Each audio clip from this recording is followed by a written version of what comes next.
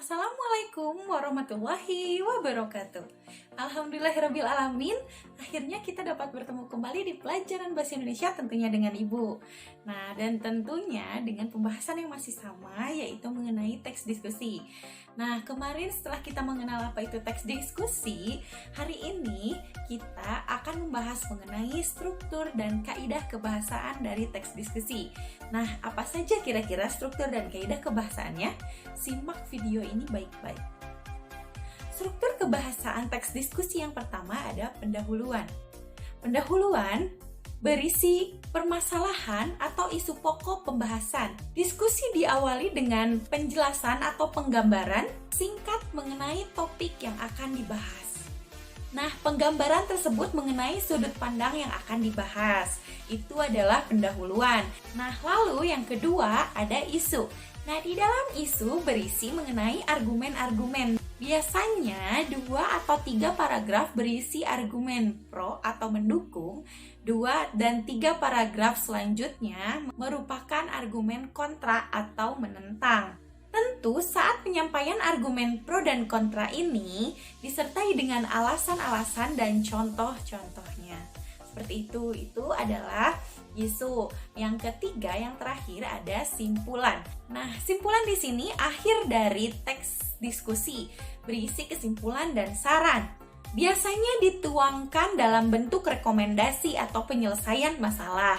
Biasanya juga mengevaluasi argumen yang paling efektif, lalu merekomendasikan satu sudut pandang yang tadi dibahas berdasarkan argumen yang disampaikan. Nah, itu adalah struktur dari teks diskusi. Nah, kita akan masuk ke pembahasan kebahasaan teks diskusi. Nah, apa saja kebahasaan dari teks diskusi? Yang pertama ada menggunakan kalimat efektif. Nah, apa sih kalimat efektif? Nah, kalimat efektif itu harus padu, harus jelas, harus sesuai dengan EYD. Dan tidak boleh pemborosan kata atau mubazir ya. Nah, yang kedua ada bahasa yang digunakan dalam teks diskusi menunjukkan waktu yang terkini atau sekarang ya. Karena biasanya teks diskusi atau mendiskusikan sesuatu itu adalah suatu permasalahan yang sedang hangat-hangatnya. Jadi yang terkini atau yang sekarang, aktual ya. Lalu yang selanjutnya, ciri kebahasaan yang ketiga, menggunakan kosakata emotif. Apa itu kosakata emotif? Kosakata emotif secara sederhana merupakan kosakata yang berhubungan dengan emosi serta perasaan dan bisa membuat orang tersulut emosi ketika membaca atau mendengarnya. Emosi di sini tentu saja emosi yang positif. Positif di sini bisa merasakan emosi yang senang, tergugah atau termotivasi. Itu adalah kosakata emotif. Contohnya, oleh karena itu kita harus bisa lebih kritis lagi terhadap pemberitaan media agar tidak termakan berita palsu. Nah, itu adalah kosakata emotif. Lalu yang selanjutnya, modalitas. Nah, modalitas di sini suatu bahasan yang menunjukkan pernyataan atau keinginan atau sifat atau perasaan pembicara terhadap mengenai keadaan atau perbuatan terhadap lawan bicaranya. Jadi, seberapa pasti dengan pernyataanmu sendiri? Apakah kamu bisa meyakinkan orang-orang setuju dengan pendapatmu atau buat orang-orang menjadi ragu? Nah, itu adalah modalitas. Lalu yang selanjutnya, bahasa evaluatif. Nah, bahasa evaluatif di sini adalah kalimat yang mengandung penilaian atau pendapat mengenai suatu isu yang sedang dibahas. Jadi, menggunakan bahasa evaluatif. Lalu yang selanjutnya ada konjungsi. Nah, seperti di teks-teks lain, Ibu pernah berikan contoh di teks lain, konjungsi itu selalu ada pada teks-teks lain dalam bahasa Indonesia. Nah, biasanya di dalam teks diskusi, konjungsi yang dipakai adalah konjungsi pertentangan. Nah, contohnya seperti walaupun, daripada, dan lain-lain. Lalu yang terakhir ada kohesi dan koherensi. Nah, pernahkah kalian mendengar apa itu kohesi dan koherensi?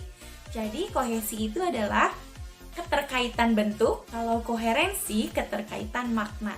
Jadi dalam suatu paragraf harus ada keterkaitan bentuk dan keterkaitan makna. Itu kohesi dan koherensi. Agar kalian lebih memahami apa itu kohesi dan koherensi, Ibu akan berikan contoh di akhir video. Jadi, semoga anak-anak bisa memahami apa itu struktur dan kaidah kebahasaan dari teks diskusi yang dibahas hari ini. Baik, pembahasan kali ini Ibu cukupkan sekian. Semoga anak-anakku bisa memahami dan tetap semangat dalam belajar. Ibu ucapkan terima kasih.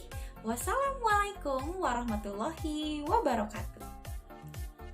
Baik, di sini sudah ada contoh paragraf. Nah, coba kalian perhatikan kedua contoh paragraf berikut, nomor 1 dan nomor 2. Di sini ada Pak Ali pergi ke pasar baru.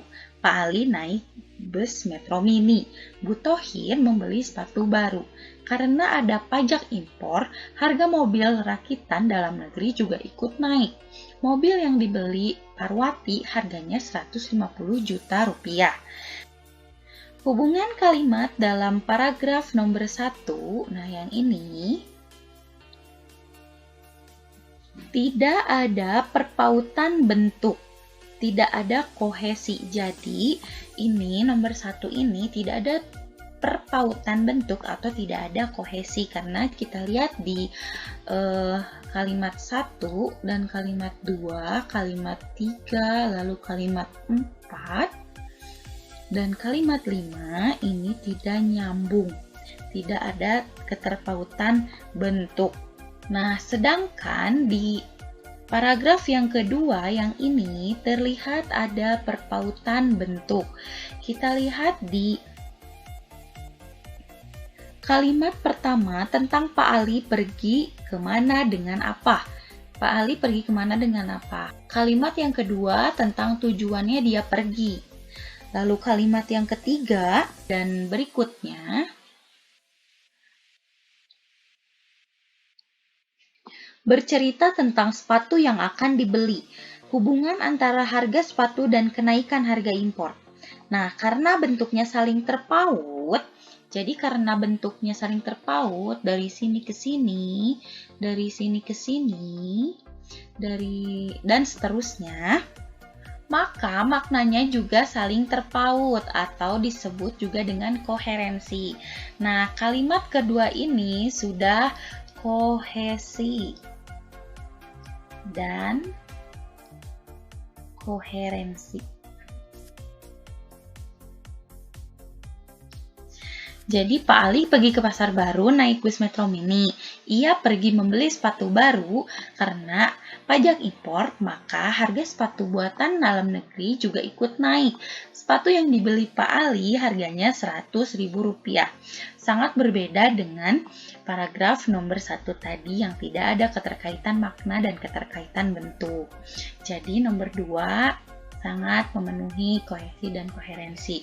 Wacana atau teks yang baik memiliki perpautan bentuk yang tadi ya, kohesi dan perpautan makna atau koherensi. Jadi kalimat atau wacana yang baik itu adalah mempunyai kohesi dan koherensi. Tapi ada juga paragraf yang tampaknya memiliki kohesi, namun tidak koherensi. Nah, seperti di paragraf 3 ini. Nah, di paragraf 3 ini kita analisis contohnya baik-baik. Dengan bantuan pemerintah, pejabat itu membeli mobil baru. Mobil itu berwarna biru. Biru muda menjadi warna idaman kaum muda sekarang. Sekarang ini, teknologi banyak mengubah keadaan dalam waktu singkat, khususnya moral orang Indonesia. Waktu ini, orang seakan-akan di persimpangan jalan. Jalan ke surga atau ke neraka, rupanya tidak dipedulikan lagi. Surga dunia dituntut untuk orang yang untuk orang dengan itikat yang menggebu-gebu. Nah, ini adalah kohesi,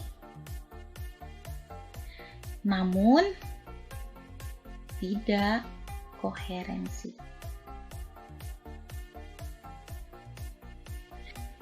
Di sini ada keterkaitan bentuk